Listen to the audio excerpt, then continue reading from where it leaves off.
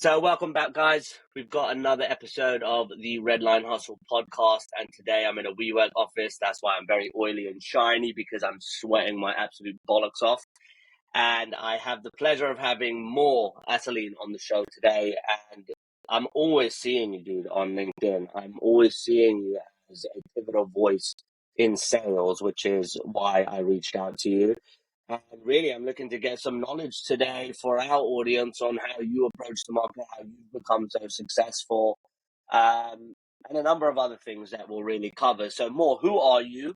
What do you do? And why do you do it? Yeah, so who am I? I'm 35. I was born in Israel. My family immigrated to the States when I was 2 or 3 years old. I don't remember the exact date. During the Gulf War. So they start from scratch. I think I'm a marketer trapped in a salesperson's body. My first passion is like copywriting, advertising, Mad Men, Don Draper style. That was what I first, did. And what I do now is I am a SaaS or a startup consultant for sales. I work with early stage startups, business founders to build out like their sales machine for them. And then that's sort of like the service side of the business. And then the other side of the business is I work with individual contributors, specifically account executives, on leveling up their sales skills. And I'm building out the number one university or sales coaching program for AEs in B2B SaaS companies called FTTC University. So those are sort of two businesses of what I do now. And, I love content creation. So I create content on LinkedIn and Twitter and a little bit on YouTube and have my own podcast and all that good stuff. So why do you do it? What got you into the world of sales? I'm sure when you were young, things were different, right? Yeah, I didn't. I think I got into sales not by choice. It wasn't like, I want to do sales. I was actually always scared of sales. My first job out of college was a sales job. I was 22 years old. Found the company on Craigslist, legit company. Nailed the interview. I was like, great, I'm getting a big boy job. First day on the job, the CEO introduces me to my colleagues, gives me my business cards and all that good stuff. And I was like, what am I doing? And I remember the first 30 minutes of like the day, it was a Monday morning, I was going to my Hotmail and I was just cleaning up my Hotmail because I was trying to procrastinate and not make cold calls. Went to the bathroom, splashed water on my face, came back, and I said, I'm so sorry, this isn't for me. So I quit the first day because of a fear of sales, but I took the job because I felt like I needed a job after college. And so that was like, and then I found myself back in sales a few years later. After doing a little real estate, that got me a little bit comfortable with cold calling, door knocking. That got me over my fear of sales, and then I got into tech sales and startup world. Okay, and how long did it take you to find your feet in tech sales? The moment, so I'll tell you. So like, I was doing real estate. I was a real estate agent for a year. Usually that's the hardest year. I was at Keller Williams. They're good at like training and all that good stuff. Yeah. They told me I should be cold calling and door knocking. So I did that every day. Cold called from 9 a.m. to 11:30 a.m. And mind you, I had a fear of sales. So I found a mutual friend that started around the same time as I did. And he's like, hey, I'm scared. I'm like, me too. You want to partner up? Misery loves company. So we just sort of cold call together. We would door knock from 12 p.m. to 2 p.m. In Miami in the summer, which is damn hot. Wow. Yep. And then I needed to pay my bills. I couldn't pay my bills. I wasn't making money. It was real estate's commission only. And so I got a part-time job at Allstate Insurance, which I found on Craigslist, funny enough, doing cold calling for them for life insurance, etc. So, and that was like late afternoon to the evening. So I did that for 12 months straight. After that, I was looking back in my year of real estate. I'm like, well, how did I perform? And I didn't really perform well, and that's sort of standard. And then I read an article that Redfin bought out some mom and pop brokerage, and what they were doing is Redfin was hiring full-time real estate like employees that had a real estate license, and they would be the listing agent, whatever it is, but they would take no commission from the owner. It would just be like a flat fee. I'm like, holy shit, I'm competing against someone that has no commission and I'm taking commission.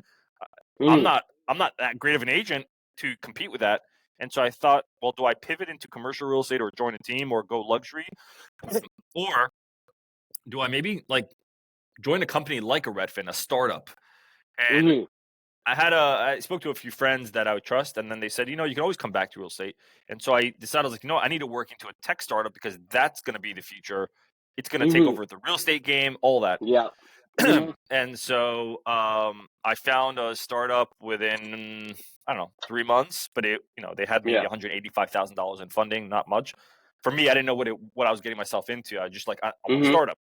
And so pretty quick, but the first two startups I worked at both failed miserably after like 3 to 5 months. Like they shut down.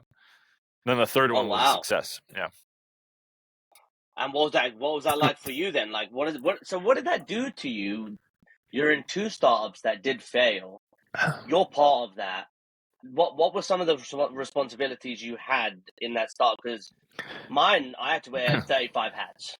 So for you, on the other side of it, within that high velocity, it's volatile, it's risky, it's uncertain. Nobody knows what they're really doing. They're just testing and hiring. What did that do for you as your behaviors, like how you felt about the job, the role you were in? Yeah, I mean, Tell me a bit about that. I'm 35 now. I was in my 20s when this was happening. So I was in my like early 20s, 23, 24, maybe 25. I was lost then anyways, right? Like most people in their 20s, what they do is they go travel, figure themselves out. I didn't have that luxury, whatever you want to call it. I didn't do that. And so I was stuck in the place where I grew up, in the the same bed and all that, to figure my life out. And that's not really, I got to an extent, I got depressed. And I was very entitled. I was very lazy. So I was like, I didn't think the way I thought today. So when these companies failed, I didn't know anyone. I was like, okay, they ran out of funding. So when I found the third startup, I knew to ask, hey, do you have funding and do you have product market fit? And the reason why, because the second startup that failed didn't have product market fit. And I'm like, you have people that are using it, even like an MVP, like yeah, we have a few hundred people that are using our product for free. It doesn't cost anything. We're not really profitable yet, blah, blah, blah. I'm like, but you have funding. Like, yeah. And then I fell in love with the culture, and then I was like, all right, sign me up. And then I was the first sales hire there, the first employee actually in the company, me and the two founders. And 6 months later, they promoted me to a VP of sales because we already started hiring people. And then we grew the company pretty damn fast in 4 years and got acquired. But wow. Yeah, I wouldn't call that maybe I'm too hard on myself, but I wouldn't call that super success story, right? I think that for me is, dude, that's fucking incredible. I didn't get like equity. I didn't cash out. It was not like that, but it was a learning experience. But you were part of the dream team, dude. You were part of the dream team in the beginning. Yeah, so it was fun.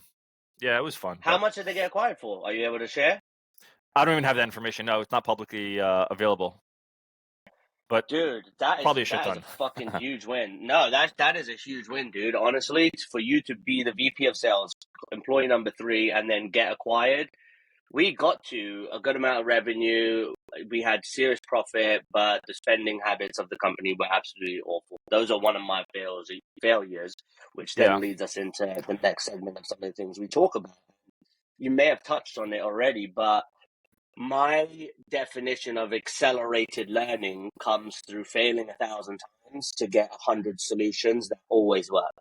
So for me, failure has been a huge part of my life. I've said it many times. And for you, I'm sure it's helped define you in a number of different ways.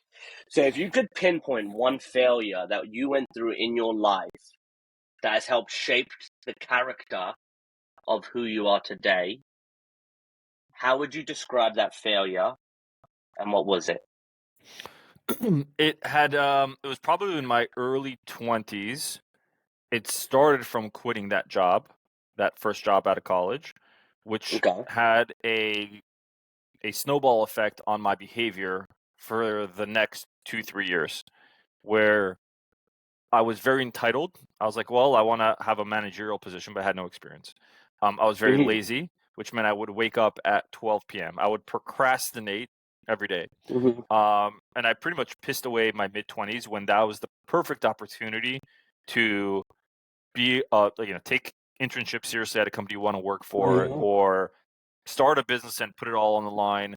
My buddies lived in New York at the time. All my friends lived in New York, and they're like, why don't you come here? You can crash at our place and blah, blah, blah.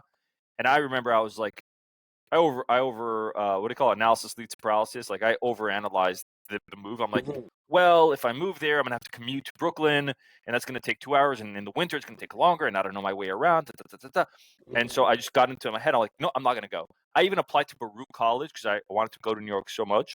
I Yeah. got accepted. I went through all the applications, and I didn't even go. Like I was like getting emails from Yeah. Yeah. the admin, like, hey, orientation starting, you joining? Yeah. I was just like those people that just talk. I was like, yeah, I'm gonna do this. Yeah. And I never did Yeah. anything. I played it very safe when I was when I was in my 20s, and that had this like again snowball effect that made me entitled, I lazy, all this crap. And at some point in my life, it's slowly maybe my perspective started changing. I was like, I need to take things seriously. And then when I finally realized, like, when you're in the shit, you don't realize how bad it is. But when you look back, you're like, whoa, I was that. And so that's what Mhm. happened. And I'm like, that can never happen again. I've lost maybe 5 years, 6 years of my life for nothing. And so Mhm. ever since then, starting at like 25 and a half, 26, I've been on this mission to make up lost time. And so that means workaholic.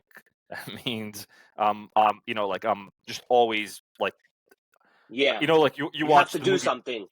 If you ever watch the movie Twilight or whatever it is, they have like the new vampires, like the brand new Yeah. vampires, and what that means is they're like blood sucking, thirsty. They don't control their appetite. I have that Yeah. right now where I can't control my Yeah. appetite, and so like I'm taking on as much as possible, and I think that's a healthy thing. I don't think it's a bad thing. I believe in the Okay, so hustle that's mentality. oh mate, the hustle mentality is the only thing that drives growth, in my opinion. If you're not hustling, if you're sitting there laid back, number one, you're a fucking chump, and number two, you're down on the company. But what you said just before on you're trying to make up for lost time, that really hit home for me because I lost.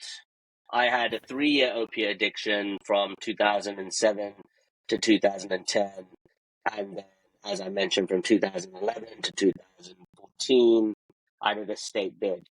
And when I came out in 2014, my entire mindset was everybody's going to look at you like you're a scumbag.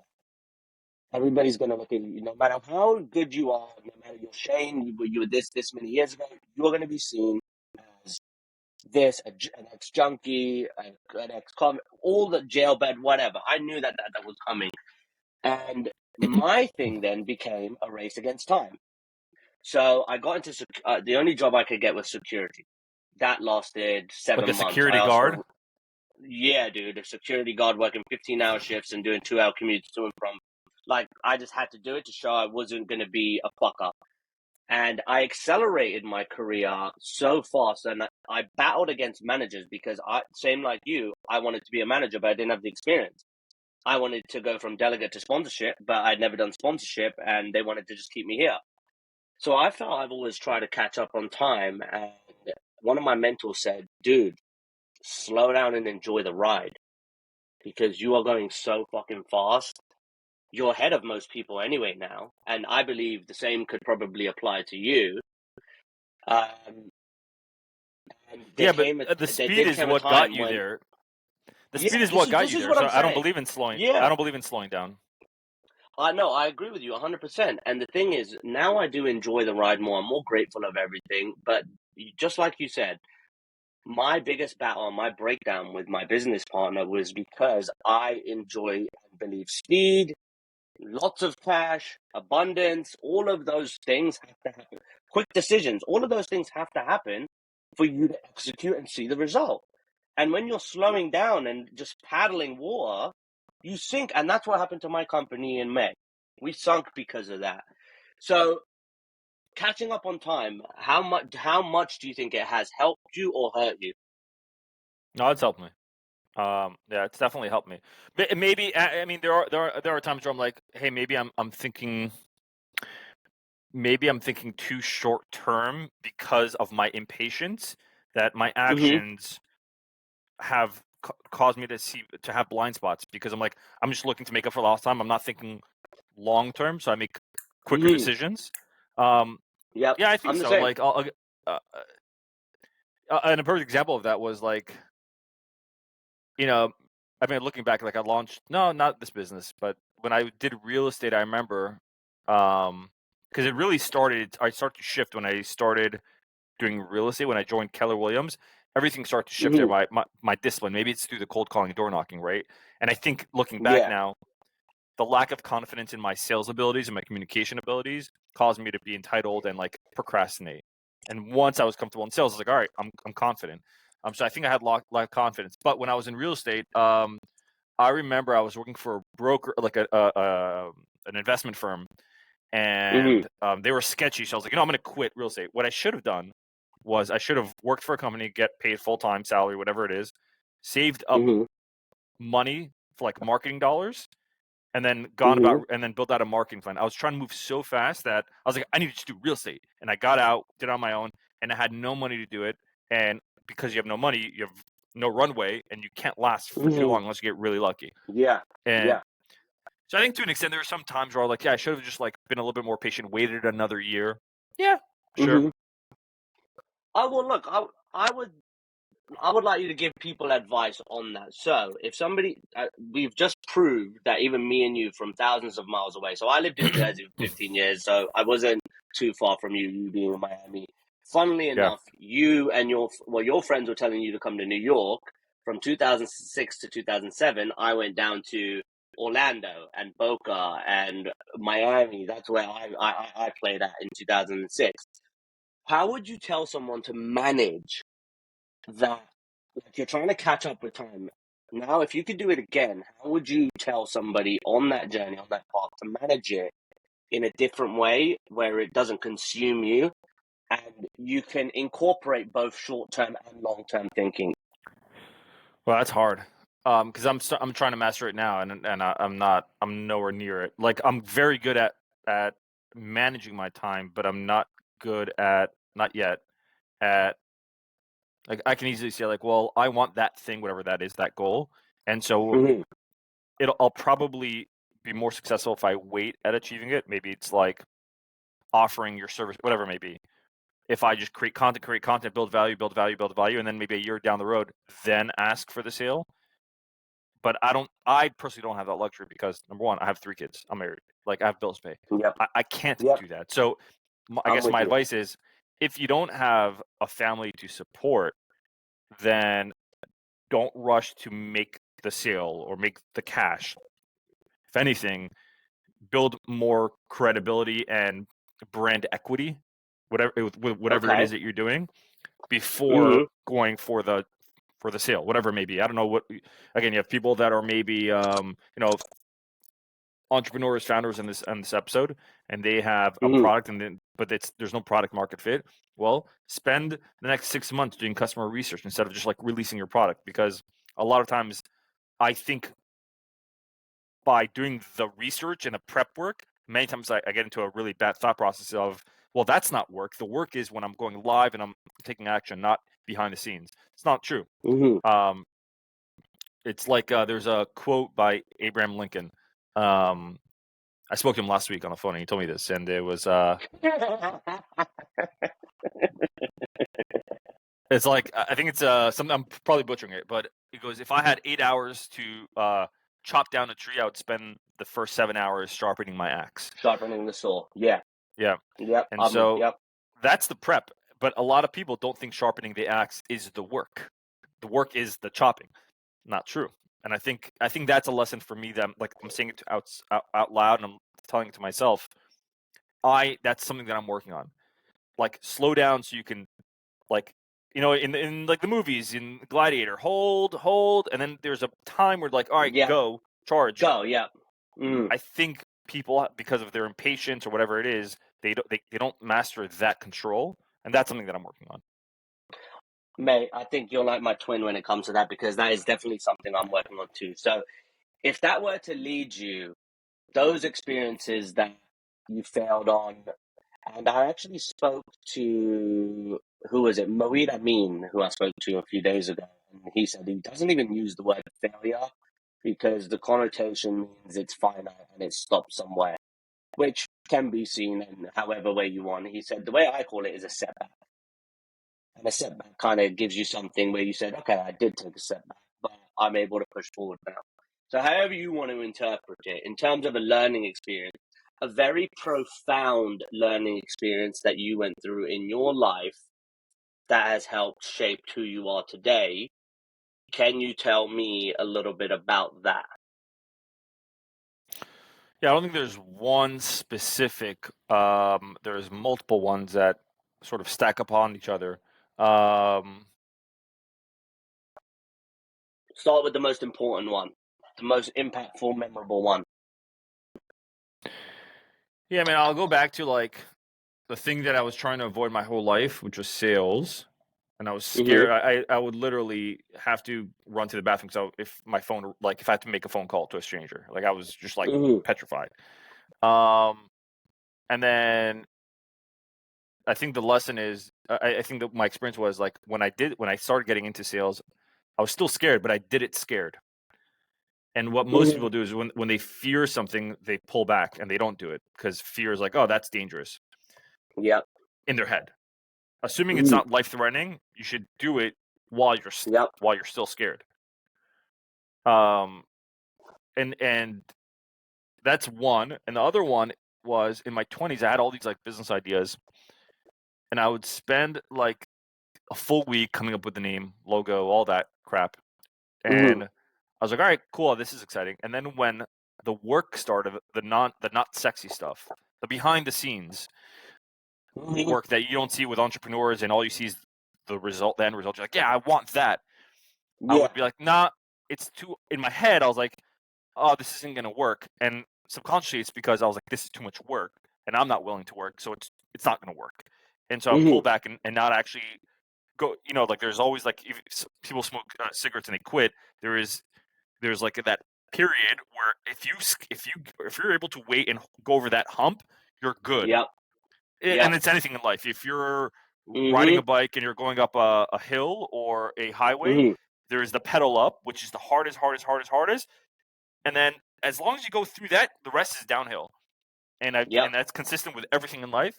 And when I started my business 2 years ago, I experienced that same thought. I found myself in the same frame of mind where I was like, oh, I'm coming up with a name. Cool. And then it started getting hard. I was going uphill. And I was like, I've been here before. I remember, and at this time around, I was 34 years old with 3 kids or two kids. Wow. So I was like, I can't make that decision and pull back again. I can't do that. I have a responsibility. And so I was like, I need to push through this.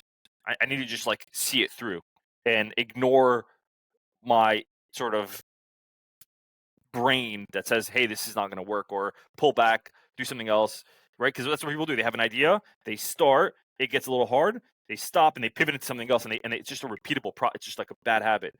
And so do things scared. When you're scared of it, just do it while you're scared. And two, a lot of times you just have to ignore yourself. Like you have to like pay attention to your own patterns in your brain. Like, have you done this before? And when was the last time you did it? What was the result? So in my case, when I started a business or started something, I was like, oh, it's getting hard. I'd quit. I'd find myself in the same spot. This time I'm not going to quit. And it requires you to be stubborn with yourself. Yeah, I mean, those are a couple of things that pop into mind. So so one of those things that I have a big struggle with, because I'm one of those people, I do have the ADHD too, and my mind races, dude. Like it races like no other.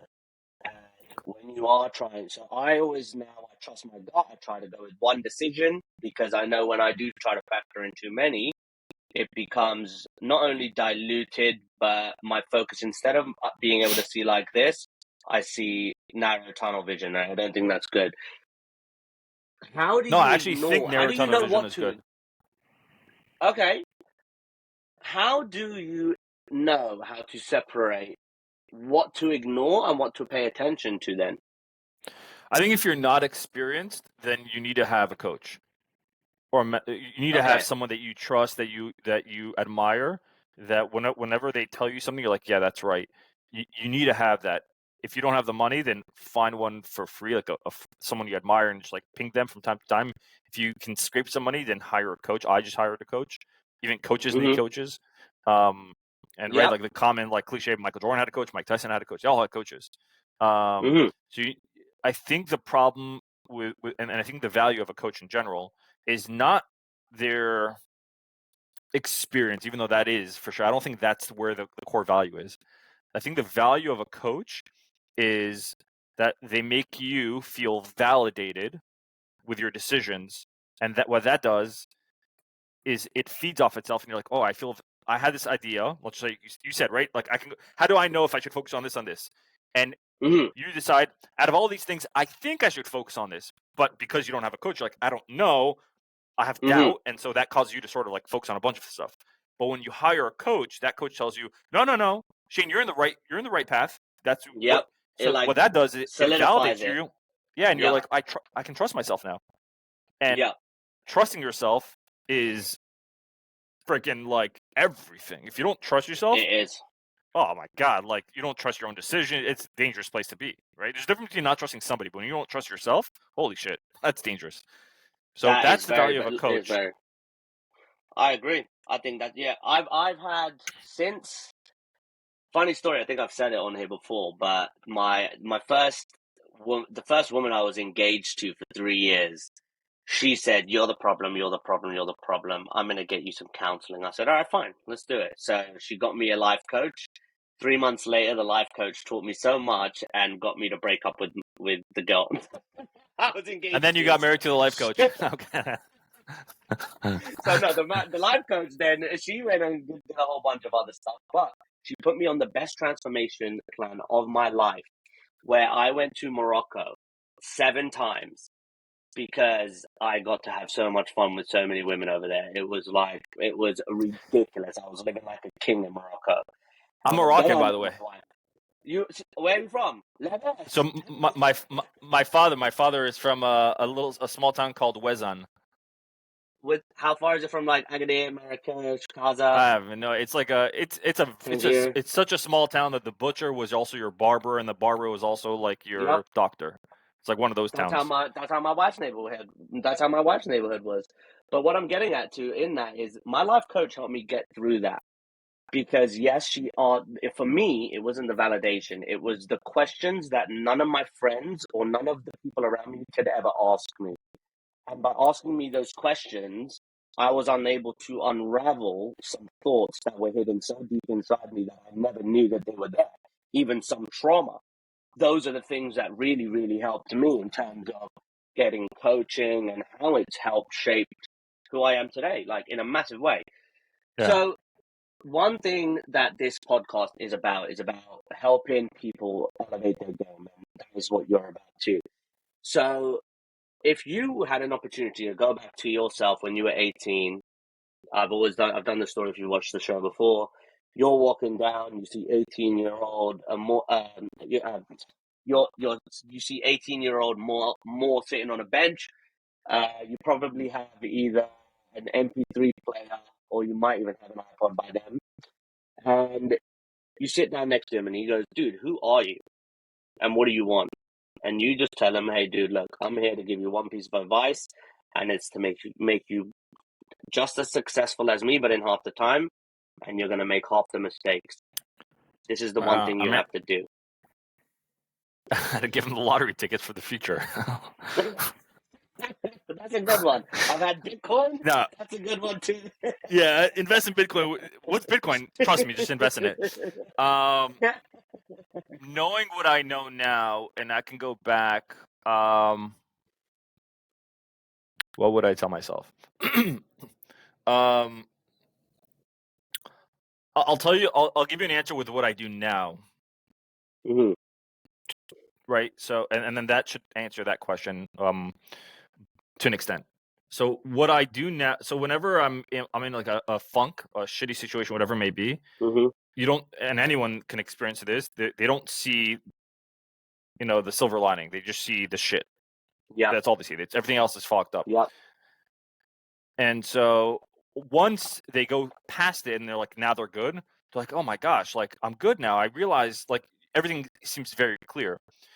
Mm-hmm. But what if there was a way that you can remind your future self that the future self is going to go through a funk? What if you can send them like a little note to the future saying like, hey, you're going to experience this, Shane, and when you do, just know that it's normal and and have proof. And then your future self comes in and you're going through shit and you're like, let me pull up this note. I'm like, oh, the past told me about this. I have a little time machine that told me that I'm going to experience this. It's almost like telling the future, right? Mm-hmm. So I was like, well, what if there was a way to do that? I'm like, well, okay, fine, there is a way. I have a notebook. I took a notebook, bought one, and I started writing. I made a chapter in my notebook called "Not to Worry." That was the head of the chapter or the book, Mm-hmm. and I wrote down all the stuff that I can come up with that made me freak out. High anxiety that I was worried about. Let's just say I got fired from I got fired from my job when I was younger. I left a company and then my wife was pregnant. Like I wrote all this thing that like kept me up at night, had anxiety, had to drink because I had to calm myself down, like all this crap, and how it ended up working out. So you have all this detail like crap that I went through and how it worked out. And so I have this now, everything that happens, right? Like there was a particular, I lost a client. I'm like, oh my God, what am I going to do? A client came out of nowhere, whatever it is. So I wrote it down. So now future self read it and I have a bad day. I'm like, what am I going to do? I pull up this notebook and I say, oh, I knew that the past knew that this was going to happen. Your old self told you the future. You know this was going to happen. Don't worry. And I'm not even kidding you. Like it brings me like complete peace. I'm like, okay. Like I knew this was going to happen clearly because I wrote it down to my future self. So if I were to go back when I was 18, right? I'm 35 now. I would probably share all the crap that I'm going to think about, like my psychology, my perspective. More, you're going to reach a point where all your friends are going to be in New York, and you're going to have an opportunity to go to New York and then take a risk, and you're going to feel X, Y, Z. That feeling is very normal. I would tell myself to ignore certain things and to do certain things. So that's the first thing I would say. And the second thing I would say, maybe more, and one of it is whatever business idea you have, whatever comes up to your mind, do it full throttle. Like don't question yourself. Like do it blindly. And if you fail, it's okay. You have plenty of time. When I was 18, when I was 22, I thought I didn't have enough time. I was like, I gotta rush. But I'd probably call myself out of like, hey, you're going to experience this, but ignore it. And then the other thing I would say that's really, really important that I only found out like very late in my life, and I'm only 35, but is I only started really building relationships, like networking, like true networking, in the last like 3 years. And prior to that, what I would do is if I couldn't get value directly from you, I didn't care to talk to you. Right? Like very selfish. Like if I meet somebody, I'm like, all right, what do you do? Or if that doesn't serve my immediate purpose, like if I have a product and you're not the buyer, not interested. Now I'm like, if I have a product and you're not the buyer, you may know somebody that is a buyer. That may know somebody that is a buyer that has this like network effect. And I only found out, like I only realized this now. And so I would tell myself, build out your network like that. I'll tell myself that, like, build a network that isn't immediate buyers, but like, because that could always lead. Like you're not a buyer of my product or my services. That's fine, but you may have a guest that is, and we build a relationship, and that guest has a relationship with you, and then they say, "Hey, Shane, you know what? I'm struggling with X. You know what? I have somebody in mind." Boom! Like you're just the bridge. And I didn't think that way when I was younger. I was very like, Shane doesn't have it, so I'm not interested in Shane. Big mistake. Well, I think the keep a journal thing that you said is something that's really cool, and I think I'm going to try that too, because yes, now that I know, my biggest thing in life is this quote here, this too shall What does pass. it say? Yeah. It says, this too shall pass. And for me, as an ex-addict, I didn't go through any like Alcoholics Anonymous. I did go through Scientology. I was in a rehab in Oklahoma learning about L. Ron Hubbard, who was like this complete weird guy who you have to like look up to. But what I'm getting at is everything does always move. Like I said, I spent 3 years in prison. I didn't know about Instagram. I didn't know about anything. Life went on. I came out and life was very, very different. And I'll give you an example of just knowing how to trust yourself, as you said before, and how important that is. So May 28th, I got arrested at the airport by Interpol because my wife had claimed charges against me. I couldn't see my daughter for 3 months. I was effectively homeless. I've spent £7,000 on Airbnbs. My my tax accountant fired me a day before I was going to get my apartment, so I couldn't get my paperwork. So I had to spend another £3,000 on Airbnbs and hotels, struggling, figuring out how the fuck am I going to get this paperwork to finally come and find somebody who I sat down at a hotel with 3 days ago, and he said, mate, I can see you're a bit rough around the edges. I'm going to polish you right up. Here's the accountant. Here's what I want you to do. And this is what's going to happen. Today, my apartment got approved. 3 days ago, all charges were dropped because they're false. I have a new accountant now that is dope as hell. The Redline podcast cracked 1,000 views. All of these hardships that people, you know, that hump, that chasm, crossing the chasm that you were just talking about? Yeah. That was at its peak, dude. I went to the doctor's office and broke down. I was like, I need somebody to give me something today because I am going to lose my shit. But after all of that, it's just like sliding down a slide. And it's amazing. It is amazing to trust yourself to be able to connect the dots. So, Look, mate, those 3 things from you are solid. And the last thing I want to ask from you, and I think it's pretty obvious, is what should people be focusing on right now to elevate their game, to get better at sales, to be a better business owner? And I think the FDTC University that you're running, that could probably be the best place to start if you want. Tell us If they're about the that. right buyer. Yeah. Okay. If they're the right buyer. So the university is specifically for account executives and SaaS companies. So if you're like at a Salesforce selling Salesforce, right? But if you're selling solar, unless you're selling solar software, then, it'll help. So let's assume that your audience is not specifically SaaS and they're just salespeople and business owners, and they want to improve sales. I'll give you like some tactical stuff, right? Like, so if you're having sales conversations with prospects or whatever it is, record all your phone calls and then play it back later on, so you can take notes on what you want to teach yourself how to like self-assess. So that's number one. Number 2, you want to start curating. If you don't have the budget, whatever it is, you want to at least start curating resources from different folks that you like what they say, and then building out your own little mini sales playbook. That's how I started out. So I started learning about sales through Grant Cardone. Love him, hate him, whatever you want. Gary Vaynerchuk. Gary Vaynerchuk is complete opposite. He's all about empathy and blah, blah, blah. So it's a nice balance. And I built myself like I curated a bunch of like different folks, and I made my own little cocktail of sales advice. So I'd probably do that. Another thing is, if you have the money, then definitely hire a coach. Trust me, it's hiring a coach. What it is you're skipping the line. They're teaching you. You're still going to go through failure, but what they're teaching you is how to like just skip the line. Avoid the mistakes. Avoid the mistakes that you're going to make. Yeah, but it's okay to make the mistakes, right? Like, it's okay to make, because it's like you said earlier, it's like the mistakes are really what cause you to be like, oh, I know never to do that again, and that creates wisdom.